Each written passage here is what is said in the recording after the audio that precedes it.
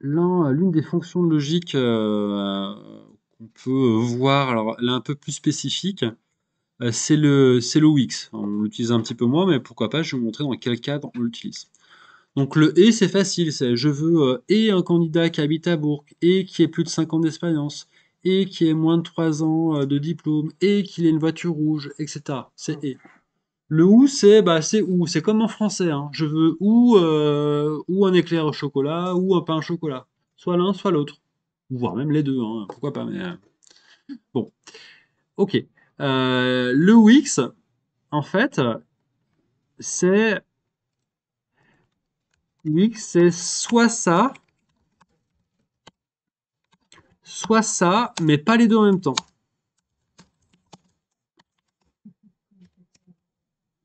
Je vous donne un cas pratique. Donc là, on est sur notre fichier et on a un client qui nous appelle, qui nous dit, bah voilà, moi j'aimerais recruter un candidat qui ait plus de 3 ans, qui ait plus de bac plus 3, supérieur à bac plus 3, ou alors qui ait plus de 10 ans d'expérience, mais pas les deux en même temps. Les deux en même temps, s'il a plus de bac plus 3 et plus de 10 ans d'expérience, je sais qu'il va me demander un salaire trop important et je pourrais pas le payer. Donc je veux soit quelqu'un qui a un très grand diplôme, soit quelqu'un qui a une très grande expérience, mais pas les deux en même temps.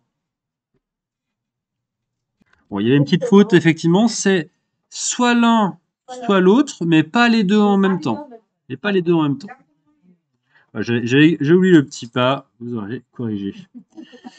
Donc, on avait vu le et, bah, c'est comme en français, ce que ça veut dire, et le ou, c'est comme en français aussi. Bon, le Wix, ça n'existe pas en français, mais ça existe sur Excel, et voilà comment on l'écrit. Est égal à Wix. Donc, je veux quelqu'un qui a supérieur à bac plus 3, ou 1 virgule, ou l'expérience supérieure à 10,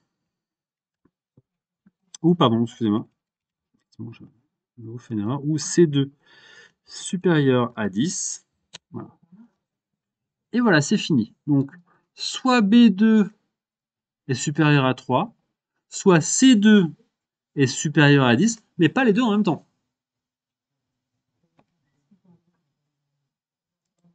C'est comme ça. Voilà comment ça s'écrit. C'est un Wix. C'est tout. Voilà comment ça s'écrit. Ce que je traduirais en français par soit ça ou soit ça, mais pas les deux en même temps, c'est Wix. Donc voilà, dans notre cas pratique, je veux quelqu'un qui soit supérieur à bac plus 3 au niveau du diplôme et qui ait l'expérience supérieure à 10. Voilà comment ça s'écrirait. Hop, j'incrémente vers le bas.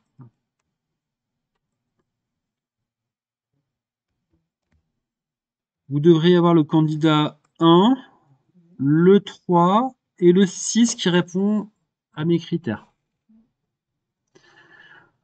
On va regarder, donc le 1, bah, c'est vrai, il a une grande expérience, par contre il a juste bac plus 3, c'est pas supérieur à bac plus 3. Donc il a bien l'un des deux.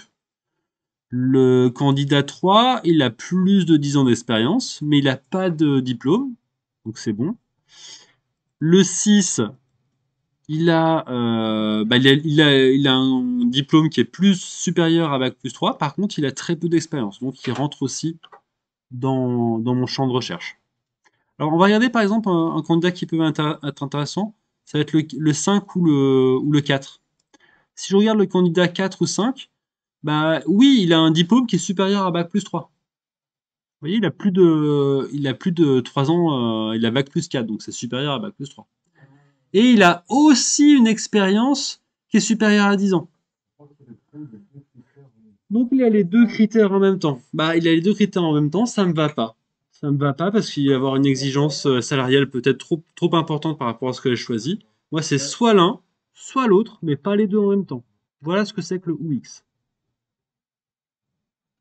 Alors, vous maîtrisez les opérateurs de comparaison, supérieur, inférieur, différent de, égal.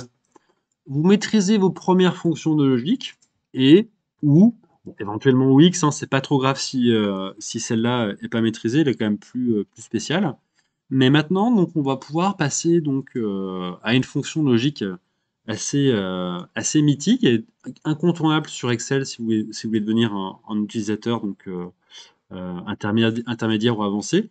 Donc c'est la fameuse fonction si.